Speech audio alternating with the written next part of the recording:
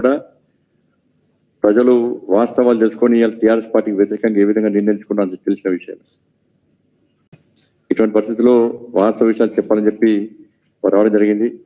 మళ్ళీ రిక్వెస్ట్ చేస్తున్నా, ఎవరినైతే ఇన్వైట్ చేస్తామో కొన్ని ఛానల్స్ ను భారతీయ జనతా పార్టీ బహిష్కరించింది. మీడియా అంటే గౌరవం మాకు, విలేకరులు అంటే చాలా రెస్పెక్ట్ మాకు, విలేకరులతో మాకు ఏమి ఇబ్బంది లేదు. కానీ కొన్ని యాజమాన్యాలు కేవలం ఒక పార్టీ కొమ్ము కాస్తూ గౌరవ ప్రధానమంత్రి కానీ భారతీయ జనతా పార్టీ కానీ ఇతర పార్టీ నాయకుల పట్ల ఏ విధంగా సంస్కారహీనంగా అసభ్యంగా మాట్లాడుతున్నారు. అటువంటి ఛానల్స్ ను అటువంటి పేపర్స్ ను భారతీయ జనతా పార్టీ ప్రోత్సహించదు, రానివ్వదు కూడా. మళ్ళీ రిక్వెస్ట్ చేస్తున్నాం, అలాంటి పాత్రికేయులు ఎవరిని కూడా దయచేసి బయటికి పోవాల్సిందిగా విజ్ఞప్తి చేస్తున్నాం. అందరికీ నమస్కారం. ఇప్పుడు గౌరవ పెద్దలు శ్రీమతి నిర్మలా సీతారామన్ గారిని మాట్లాడవలసిందిగా కోరుతాను.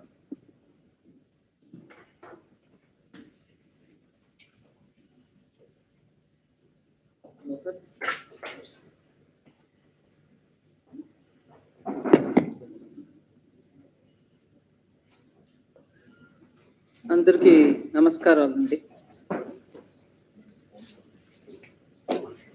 చాలా సంవత్సరాల తర్వాత హైదరాబాద్లో ప్రెస్ మీటింగ్. ఇప్పుడు నేను తెలంగాణ వచ్చినది పార్లమెంట్ ప్రవాస్ అని పార్టీ ద్వారా చాలా స్టేట్స్లో మినిస్టర్స్ వెళ్ళి 3 రోజులు ఏదో ఒక నియోజకవర్గంలో ఉండి ఆ 144లో అక్కడ ఉన్న కార్యకర్తలతోటి సంపర్కం చేయడం, వాళ్ళతోటి మాట్లాడటం, అలాగే వాళ్ళ కుటుంబాలతోటి వాళ్ళ ఫ్యామిలీలో వెళ్ళి వాళ్ళతో ఒక భోజనం, లేదా అక్కడ ఉన్నటువంటి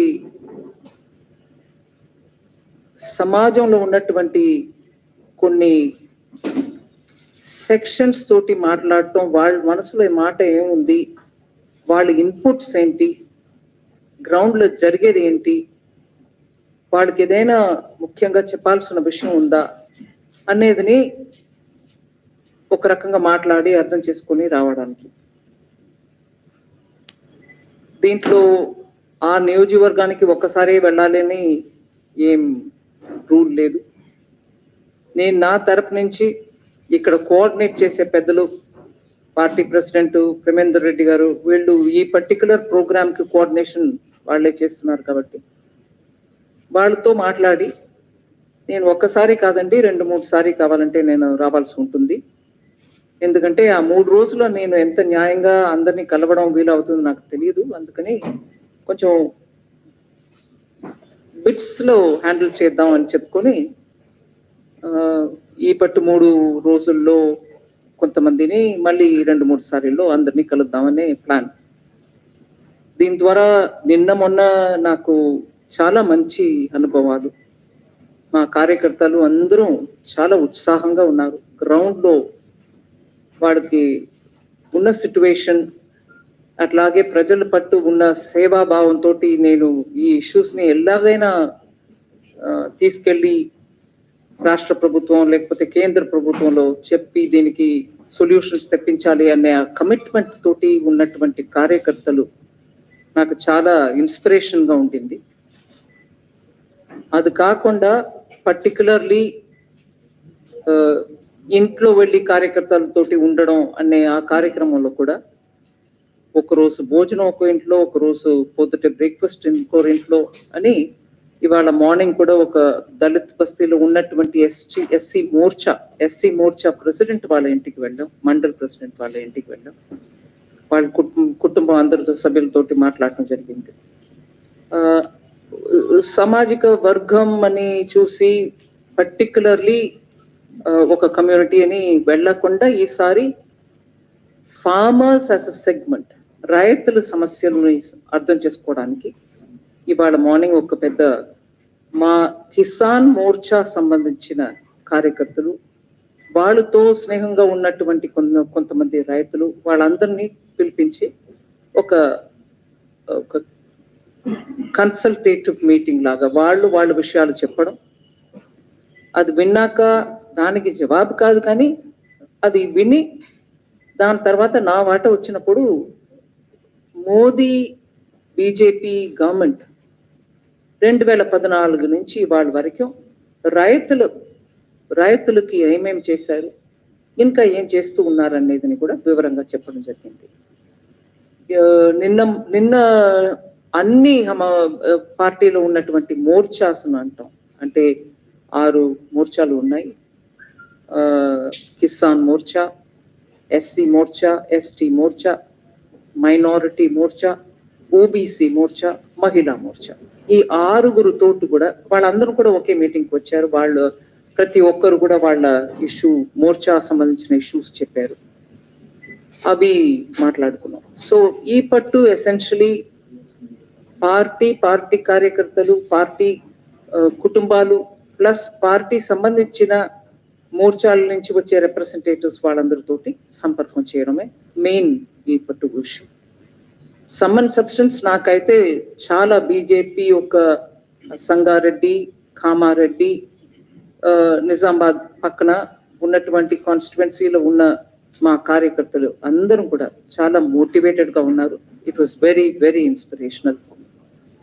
యాజ్ ఓపెనింగ్ స్టేట్మెంట్ ఇంతే నేను చెప్పదలుచుకున్నాను. ప్రేమేందర్ రెడ్డి గారు అడిగే ముందు మీ పేపర్ ఛానల్ పేరు చెప్పండి. ప్రగతి భవన్ నుంచి పేపర్ లీక్ అయింది. ఇంత స్థాయికి ఒక నిర్మలా సీతారామన్ గారు తెలంగాణకు వస్తుండే ఇంత భయపడు ఎందుకో నాకు అర్థం కాలేదు. టీఆర్ఎస్ పార్టీకి ముఖ్యమంత్రికి క్వశ్చన్స్ రాసి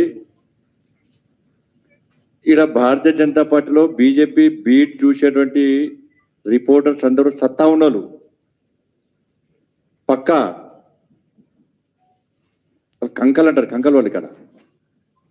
అంటే వాళ్ళకి ఏం తెలియదు, మీ ప్రగతి భవన్సి క్వశ్చన్స్ వేస్తే అడగాలనా?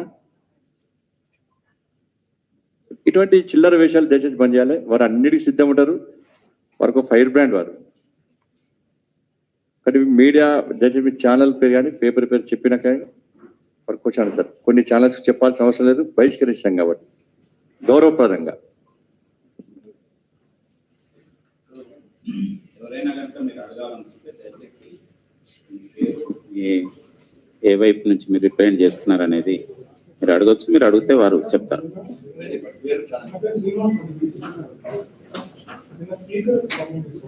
అప్పుడు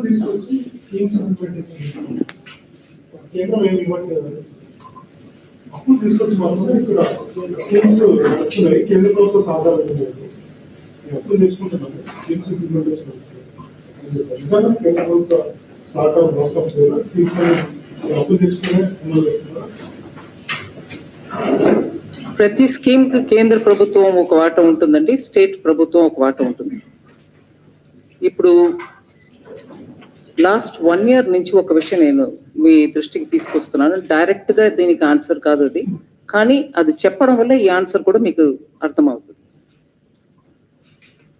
ఇది టెక్నాలజీ యూజ్ చేసి ఎక్కడ కూడా ట్యాక్స్ పేయర్ ఇచ్చిన డబ్బు అనవసరంగా ఒక్క రోజు ఎక్స్ట్రా కూర్చోకూడదు.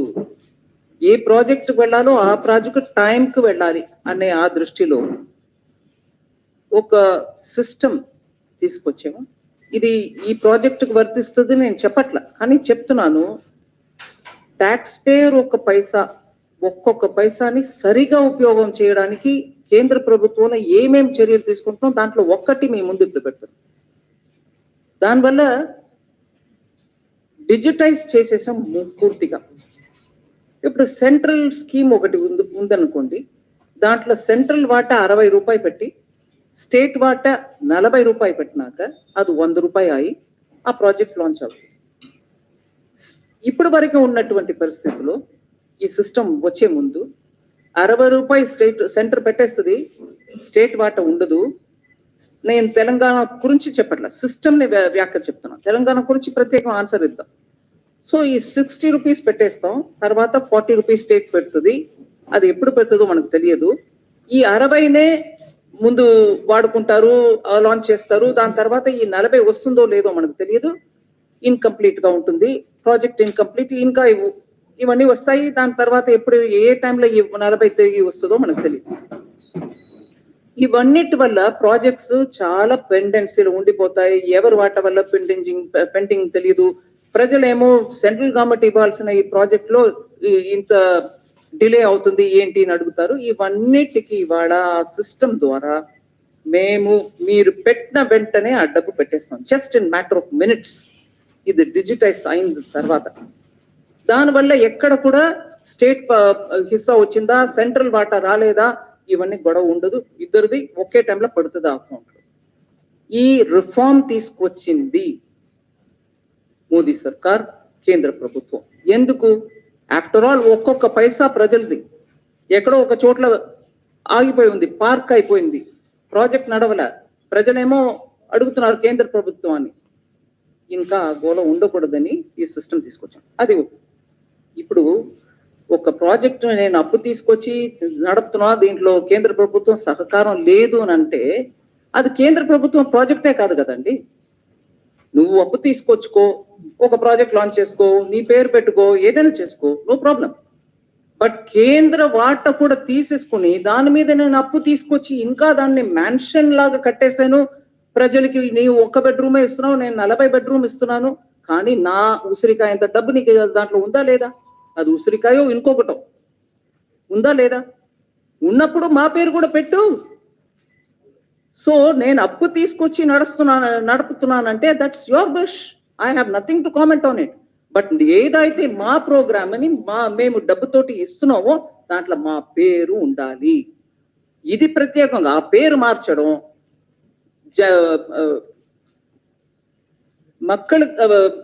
జనతాకి, ప్రజలకి ఇది మా ప్రోగ్రామ్, అది కేంద్ర ప్రభుత్వం ప్రోగ్రామ్ కాదు అని చెప్పడం ఇవన్నీ అనవసరం. ప్రజలకి కేంద్ర ప్రభుత్వం ఇస్తుంది, మీరు ఇస్తారు, ప్రజలకు మంచి కొరకు అందరూ చేస్తున్నాం. అందరం చేస్తున్నప్పటికీ అందరూ చేస్తున్నాం ఒప్పుకోండి.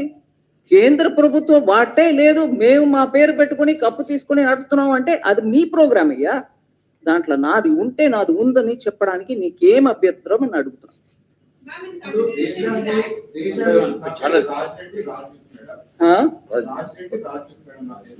అయితే దేశాన్ని సాధే రాష్ట్రాలు 5 రాష్ట్రాలు, తెలంగాణ ఒకటి ఉంది.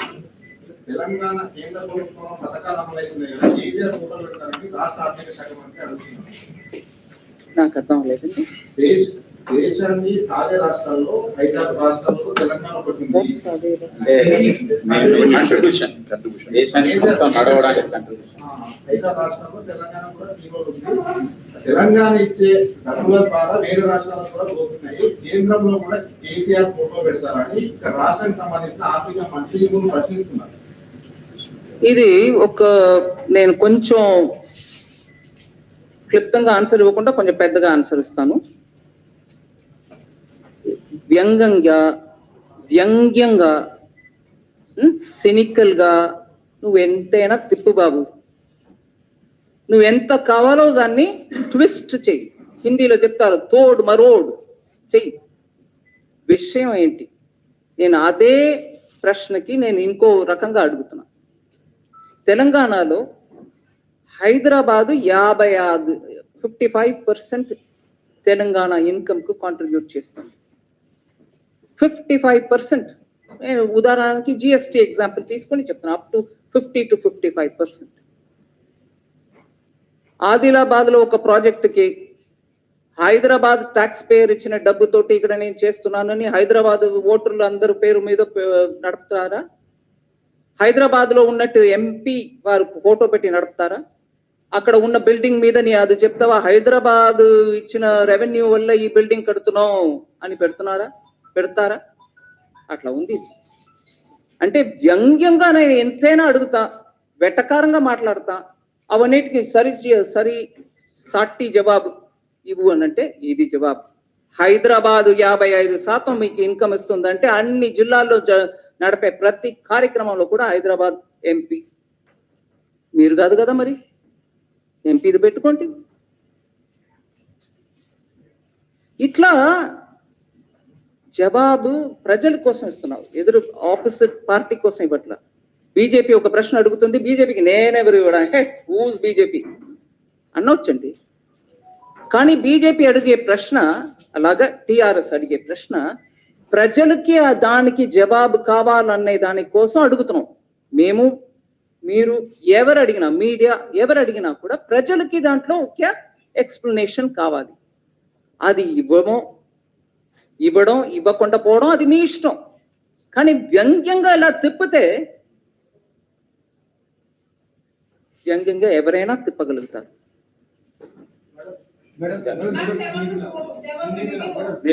हिंदी मिला विकास कल हरीश राव जी ने कहा कि आपने आयुष्मान भारत में अभी तेलंगाना शामिल नहीं हुआ है, लेकिन वो कहते हैं कि हम 2022 में आयुष्मान भारत में शामिल हो गए हैं, केंद्र सरकार ने कुछ पैसा भी दिया है.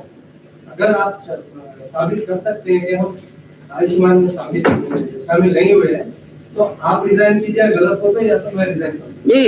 ये भाषा बड़ी ऐसे ही होता है, मगर मेरा उस दिन का प्रेस कॉन्फ्रेंस का रिकॉर्डिंग देख लीजिए. मेरा रिकॉर्डिंग नहीं है, आपका रिकॉर्डिंग ही देख लीजिए. उसमें मैंने क्लियरली बोले 2021 तक, शायद जुलाई 2021 if I remember correct, I said it May 2021.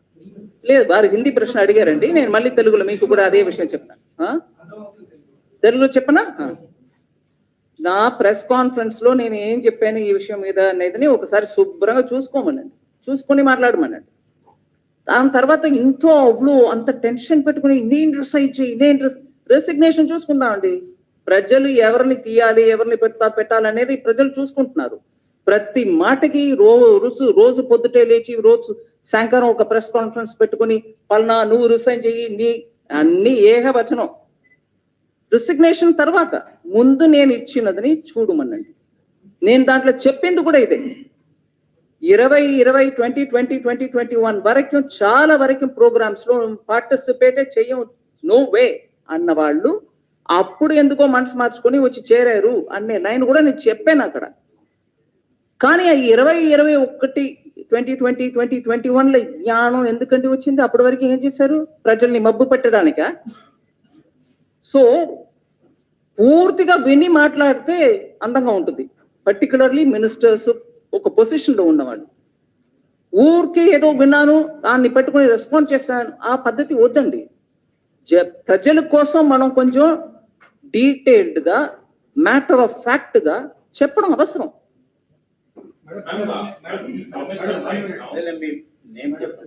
This is Soumit from Times Now. We were just attending a press conference of Assaduddin Owaisi. He said that after Government of India has officially announced that they will be celebrating Hyderabad Liberation Day on September 17th, and big places to also participate in that celebration. So he has stated that we will also be part of that celebration. So only if the Government of India celebrates it as a national integration day rather than Telangana Liberation Day. So what would you like to say on that? I won't comment on it because the state party has spoken extensively on it. They have said what they wanted to say. I also know of the hesitation of the Telangana government, TRS government, to celebrate that day, whatever be the name. They didn't want to celebrate it in the first place. It was BJP, the state unit of BJP, which kept reminding, "Enduku nu cheyavu? Why won't you celebrate it? Why won't you remember the martyrs of that day?" Adi adugutu unnaru. That's what they've been asking. So they have spoken enough on it. I don't need to add to it. One minute. There is a lady who's been screaming for the last 3-4 rounds. Please. There was a video of yours which went viral yesterday of you pulling up the collector in Kamaredi district, but responding to your video, the Telangana Minister KTR has applauded and he has said that very good job done by the collector is what KTR says. What do you have to say? I am not here to judge whether the collector has done a good job or a bad job. But And he is unpleasant with your way of talking to the collector. can I answer now? I am not here to judge about the conduct of the collector. But as a people's representative, I have every business to ask a question. And when I ask a question, please point out to me through that entire conversation before that PDS ration shop, if there was anything objectionable, unparliamentary, discourteous language that I've used. So as a people's representative, if I ask a question to an administrator, and if he is unable to give me an answer, I even went to the extent of saying, oh, you don't have an answer now? Maybe after half an hour you can give me. I said that also. Now, if after that, somebody, whoever be it, minister, MP, MLA, whoever be it, media, if you think that wasn't right, you have every right to your opinion. But I think, as a people's representative, I have every business to ask and seek an answer. If my language was objectionable, you have every business to comment. But I think I've not crossed any limits of parliamentary language, discourteous language, none of that. So where is the objection? Madam, the 15th Finance Commission has, I'm Rahul from the Hindu. The 15th Finance Commission has clearly recommended to the Government of India to revisit the FRGM Act. After all, the Act is 20 years old. The 15th Finance Commission has recommended to Government of India to revisit the FRGM Act.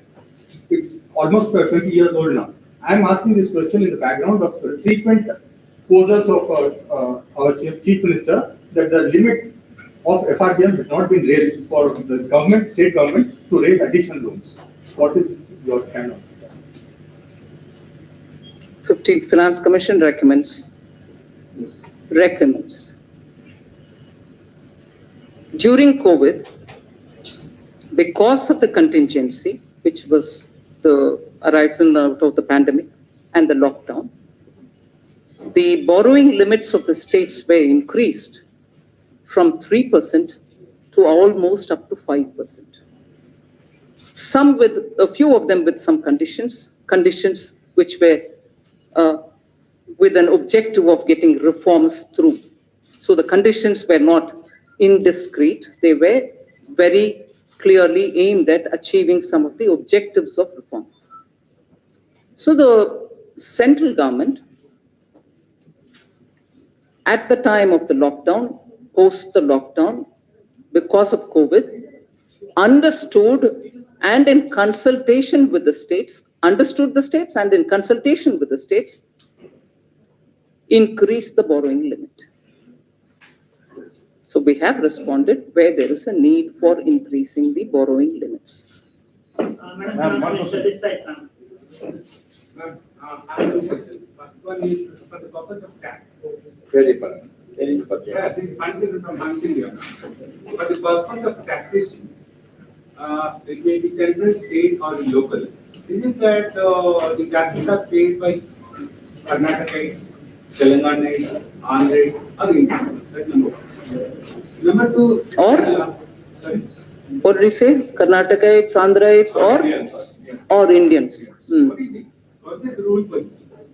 Second one, there are lots of illegality taking place in the case of fintech companies. They are violating IRDA rules, they are circumventing RBI rules and holding deposits. And why is that illegal? What companies did you put as a word adjective? Fintech companies. Fintech companies. Aggregators, apps, whatever. Why is that no one is taking? That they collecting deposits. Yeah. You're done? Yeah. I think you've answered your question yourself by saying, is it paid by Andhrites? Is it paid by Kannadigas? Is it paid by Indians? You have the answer embedded in your question itself. So it's worrying that sometimes when people want to rake up regionalism and question as though the center is an alien and the states are the ones which are going to have to ask such questions. You've answered your question, but I've just elaborated on it. On the fintech companies collecting deposits, which probably go against the law, there should be somebody flagging it. And if it's flagged, I can work with the Reserve Bank and ensure that it doesn't happen. Wrongdoings can be contained. Article from CNF 280, Mr. KTR earlier stated had interest rate for every rupee that Telangana contributes to the central government, they receive only 46%. How do you counter that? I think I've answered that several times and I repeat it. If every individual or state starts saying, I paid so much, so give me that much back, taxation principle doesn't work on that ground. That is why I quoted the example of Hyderabad and Hyderabad district. Will you then say everything that comes from Hyderabad district will have to be spent only in Hyderabad? Will you not use it to other parts of the state? This is a very regressive way of handling issues between center and state. This is a very regressive way. Then many other states equally, which are better probably in terms of the quantum of revenue that they contribute to the central kitty, you can ask no. It doesn't work that way. And he knows it, I'm sure everybody knows it. It's good for rhetoric, it's good for media, it's good because it keeps the temperature hot and higher, but it is not, I think it's disingenuous, if anything. When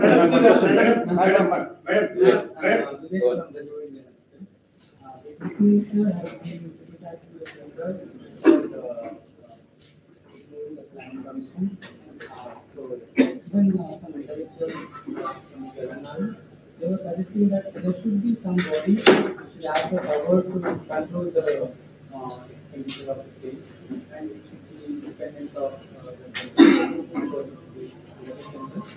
So they are suggesting that some body should be there. So the Planning Commission earlier, according to them, therefore, was controlling their expenditure and that was okay for them. But whereas under the Constitution, there is an act which tells the Government of India Expenditure Department should have an oversight over the state's expenditure, that's objectionable. So what is provided by Constitution is objectionable.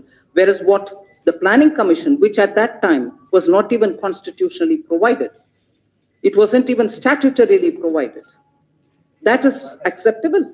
So please, let's do some homework on it. I want to learn more on this. A constitutional provision for the central government expenditure department to make sure that the borrowings of the states are also taken into consideration to understand where the debt to GDP ratio will be is objectionable, whereas you want a body which was not even a constitutionally provided body to govern and say that is acceptable.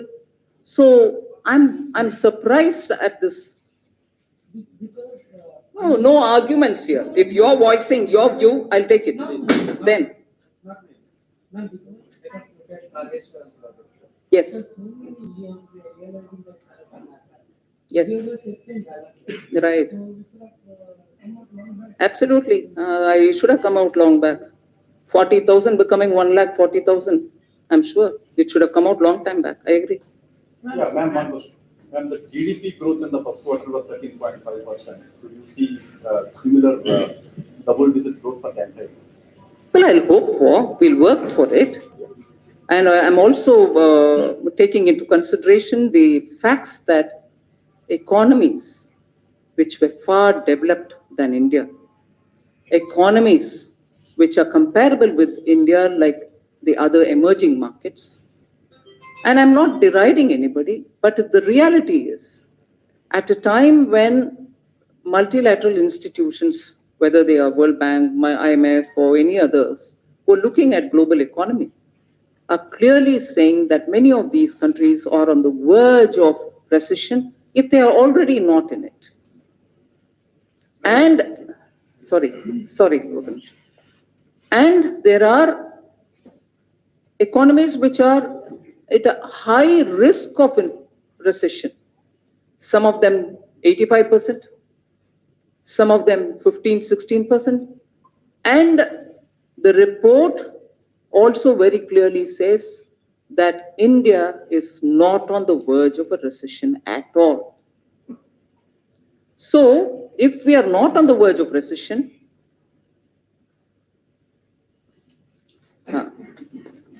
I'll just read out the numbers so that you'll know what I'm talking about.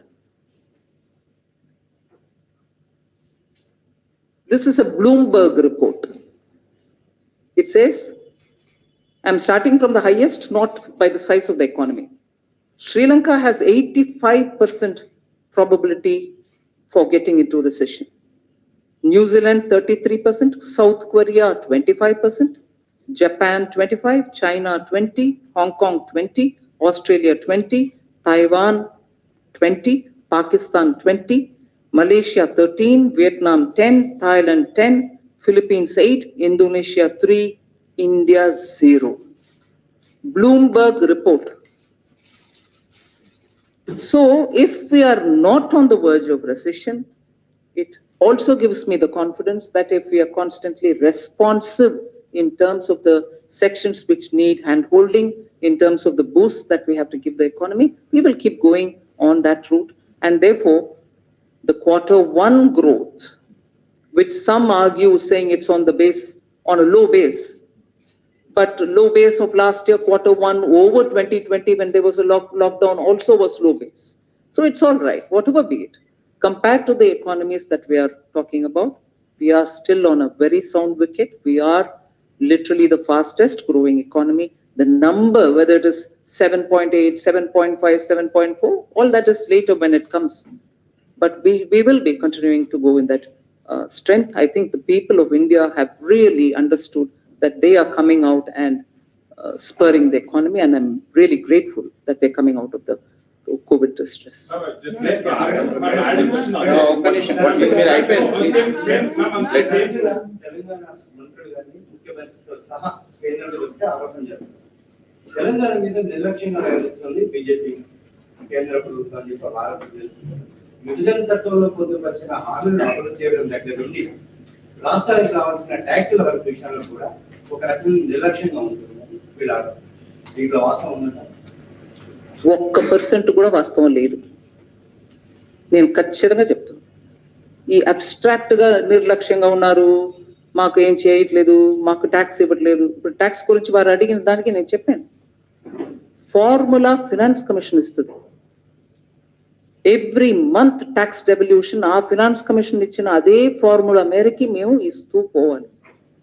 అది ఇవాళ వరకు up to date గా ఉన్నాం. అది మాత్రం కాదు, కొన్ని నెల నేను అడ్వాన్స్ గా రాబోయిన మంత్ లో ఇవ్వాల్సినది కూడా ముందే ఇచ్చేసి, సో దట్ వాళ్ళకి చేతులు ఉండాలి, ఖర్చు పెట్టే వాళ్ళు స్టేట్స్ అని చెప్పుకొని టైంకి ఇవ్వడం మాత్రం కాదు, ముందే ఇవ్వడం కూడా జరిగింది. 4 సారి మొత్తం అట్లా చేసాం బిట్వీన్ 2021 అండ్ ఇప్పుడు. సో ట్యాక్స్ ఏ రేట్లు ఇస్తున్నాం అనేది ఫిక్స్ చేసేది మేము కాదండి, it is central finance commission. 1. 2, ఈ స్టేట్కి నాకు ఇష్టంగా ఉంది, వీళ్ళకి ఎక్కువ ఇవ్వాలి, వీళ్ళకి తక్కువ ఇవ్వాలి అని చేయడానికి నాకు అక్కడ ఏ మాత్రం స్పేస్ లేదు, చెయ్యలేను. సిస్టంలో బిల్డ్ అయిపోయి ఉంటుంది, అందువల్ల అది కుదరదు. రెండోది. 3వది అండి, ట్యాక్స్ సెంట్రల్ గవర్నమెంట్ కలెక్ట్ చేసి, ఇది పార్లమెంట్ లో కూడా మాటమాటికి వస్తుంది. మీరు ట్యాక్స్ డివాల్వ్ చేసేది ఒకటి, అది కాకుండా నాన్ డివాల్వ్డ్ అదే సెస్ ని కలెక్ట్ చేస్తున్నారు, అది డివల్యూషన్ లో రాదు, అవన్నీ మీరే తీసుకుంటున్నారు కదా అని మళ్ళీ తెలంగాణ నుంచి కూడా ఆ మాట వస్తుంది. నేను పార్లమెంట్ లో కూడా దీనికి జవాబు చెప్పాను. ఆ కలెక్ట్ చేసే సెస్, ఊరికే చెప్తున్న ఉదాహరణకి ఎడ్యుకేషన్ సెస్, హెల్త్ సెస్, ఇలా building, roads, infrastructure cess collect చేసేది అన్ని కూడా స్టేట్స్ కే పోతాయి. కలెక్ట్ చేసే అమౌంట్ అన్ని కూడా మీ రోడ్ ప్రాజెక్ట్ కి, మీ స్కూల్స్ కి, మీ హాస్పిటల్స్ కి, మళ్ళీ సెంట్రల్ గవర్నమెంట్ కానీ ఒక్క క్షేత్రం అని ఏం లేదండి. కలెక్ట్ చేసే డబ్బు అంతా కూడా ఏ కారణానికి కలెక్ట్ చేస్తున్నామో ఆ కారణానికి ఖర్చు పెట్టాల్సిందే. నేను పార్లమెంట్ లో డేటా ఇచ్చాను, ప్రతి సెస్ కి కలెక్టెడ్ అమౌంట్ ఎంత, ఇప్పుడు వరకు ఎంత ఖర్చు పెట్టామని. 2/3 సెస్ లో కలెక్టెడ్ అమౌంట్ కంటే ఎక్కువ ఖర్చు పెట్టాం. అందువల్ల ఏ రకంగా కూడా ఈ ఆరోపణలో ఒక్క మాట కూడా నిజం లేదు. Last question. Finance Minister says the per capita debt is 89,000 for Telangana and that for the country is 1.25 lakh. Based on what you said the other day.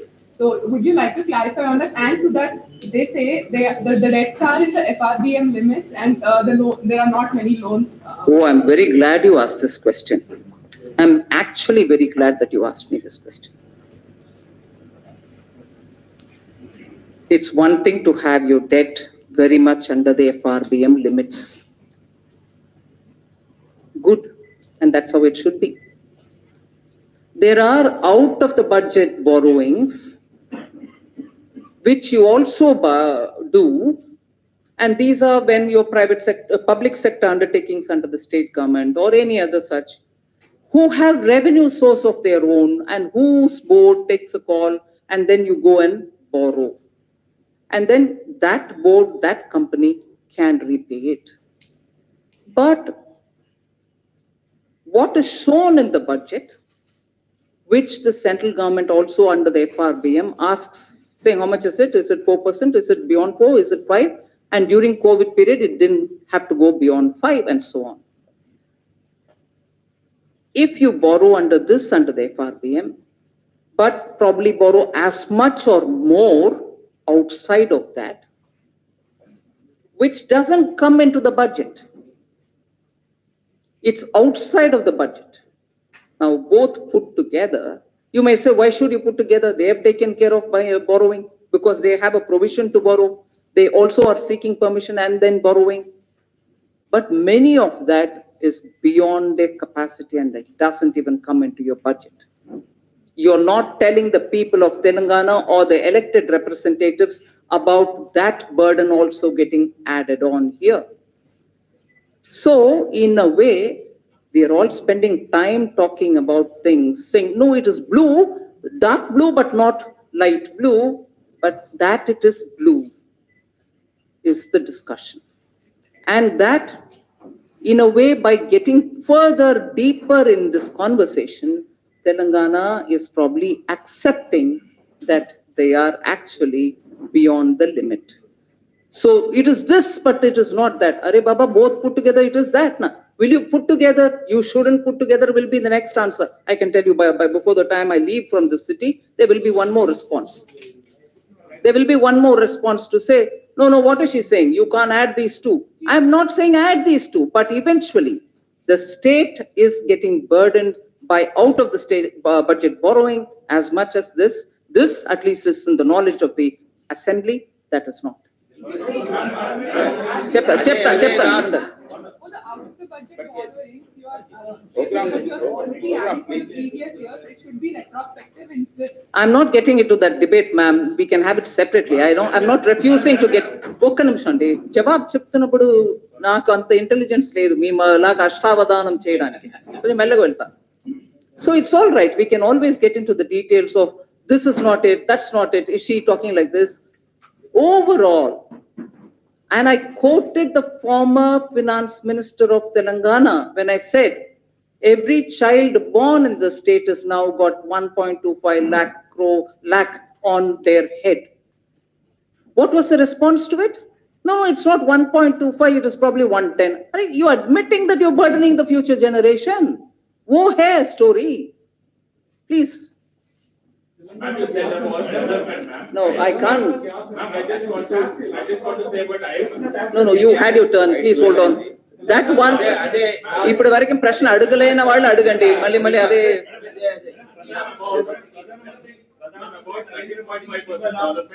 Will you please hold on? I would like somebody who's not asked a question to ask me kindly. తెలంగాణకు bulk drug పరిశ్రమ ఇవ్వడంలో కేంద్ర ప్రభుత్వం మొండి చేయి చూపించిందని KTR TRS వాళ్ళు మాట్లాడుతున్నారు. ఎలా మొండి చేయి చూపింది? అదే ఎలా మొండి చేయి చూపించింది ఒకసారి చెప్పండి. అదే అర్థమైంది. బల్క్ డ్రగ్ ఎలా మొండి చేయి చూపించింది కొంచెం చెప్పండి. లేలే అదే కేటాయించకుండా అదే కదా మొండి చేయి. ఏంటి మొండి చేయి ఎలాగా? Oh, wait a minute, ma'am. Let's not mutually help each other.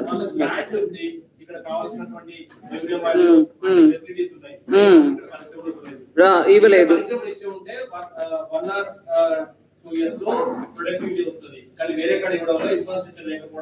వేరే కాడ ఇవ్వడం వల్ల అనే మాట కరెక్ట్ కాదండి. అందరికి ఇస్తాం, అందరూ ఎవరికి వాళ్ళు ఇస్తాం. మీరు మీ టైంలో అది ఆ పర్టికులర్ ప్రాజెక్టు ఈ పర్టికులర్ ప్రాజెక్ట్ అంటే నేను కొంచెం వివరం తెప్పించుకొని మాట్లాడతాం మీతో. బట్ ఒకటి ఈ కాళేశ్వరం గురించి చెప్పారు చూడండి, దానికి కావాలంటే ఇంకొకటి విషయం తీసుకోండి.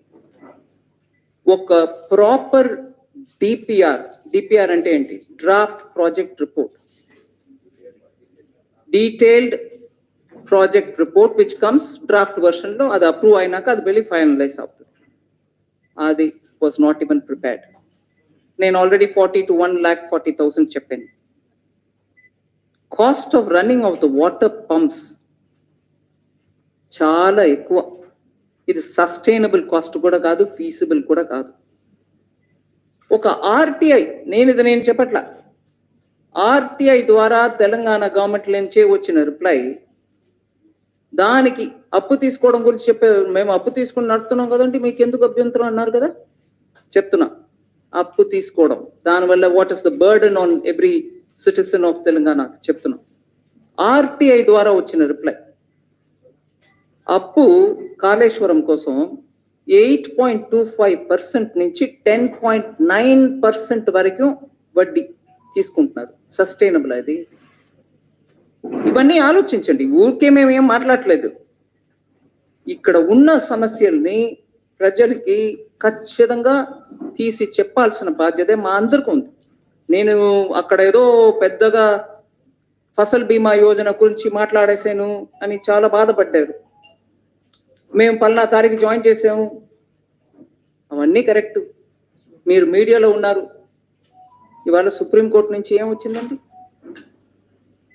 ఇవాళ సుప్రీంకోర్టు నుంచి ఏం వచ్చిందండి? కోర్టులో వెళ్ళి నువ్వు నిలబడి చెప్పినప్పుడు కోర్టు ఏం అడిగింది? హైకోర్టులో ఒక ఆర్డర్ ఇచ్చారు, ఇవ్వు, రిలీఫ్ ఇవ్వు. 2020 అక్టోబర్లో వచ్చినటువంటి వరదల్లో కొట్టుకుని పోయి చాలా రైతులు ఇబ్బంది పడుతున్నారు అని హైకోర్టులో ఆ వరదలను అఫెక్ట్ చేసిన రైతులు అందరికీ రిలీఫ్ ఇవ్వండి అన్నారు. అది తర్వాత సుప్రీంకోర్టుకు తీసుకెళ్ళి, ఆ సుప్రీంకోర్టుకు తీసుకెళ్లి తెలంగాణ గవర్నమెంట్ తీసుకెళ్ళింది ఎస్ఎల్పి పెట్టి. అక్కడ ఇంకా ఫైనల్ వర్డిక్ట్ రాలే, నాకు వచ్చేసింది నేను చెప్పాల. కానీ వాళ్ళు ఏం అడుగుతున్నారు? మీరు ఈ మధ్యలో హైకోర్టులో ఇట్లా జడ్జ్మెంట్ వచ్చినాక మా దగ్గర ఇప్పుడు ఎస్ఎల్పి తీసుకొచ్చే టైంలో ఏదైనా రిలీఫ్ ఇచ్చారా అన్నారు. అక్కడ మన తెలంగాణ తరపున ఉన్నటువంటి అడ్వకేట్ ఏం చెప్పలే. కానీ నేను మీకు ఆ విషయంలో ఒక మాట చెప్పదలుచుకున్నా. SDRF, disaster relief fund, national disaster relief fund, ఇవన్నిట్లో ఎస్డిఆర్ఎఫ్ కూడా డబ్బు వస్తుంది, దాన్ని పెట్టుకొని మీరు రిలీఫ్ ఇస్తారు. ఈ వరదల విషయంలో అక్టోబర్ 2020కి వచ్చిన వరదల విషయంలో ఎస్డిఆర్ఎఫ్ ద్వారా కేంద్ర ప్రభుత్వం ద్వారా సెంటర్ శాంక్షన్ చేసిన అమౌంట్ 188 కోట్లు, 188 crores, 188 crores.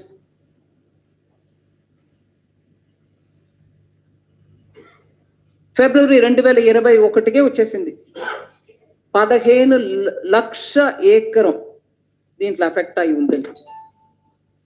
సో కేంద్ర ప్రభుత్వం ఇచ్చేసింది. కానీ ఈ స్పెషల్ పిటిషన్ సుప్రీంకోర్టులో ఉన్న ఇప్పుడు ఈ విషయంలో ఆ డబ్బు వచ్చింది, మేము కేటాయించేసాం చెప్పాల్సింది కదా. కోర్టు అడుగుతున్నారు, మేము అడుగులా. మేము ఇవ్వాల్సిన 188 crores ఇచ్చేసామండి ఎస్డిఆర్. అక్టోబర్ 2020 వరదలకు ఇవ్వాల్సింది ఇచ్చారా లేదా నాకు తెలియదు, కోర్టులో ఉంది మాట. కానీ ఇవాళ మీడియాలో వచ్చింది కాబట్టి నేను కోర్టు చేస్తున్నా. నేనేం కొత్తగా తీసుకురాలా. అక్కడ క్లియర్ గా ఆ రిపోర్ట్ లోనే అంటున్నారు 2020 వరదలకి ఎస్డిఆర్ఎఫ్ ద్వారా కేంద్ర ప్రభుత్వం 188 కోట్లు. I'll read that sentence if you want.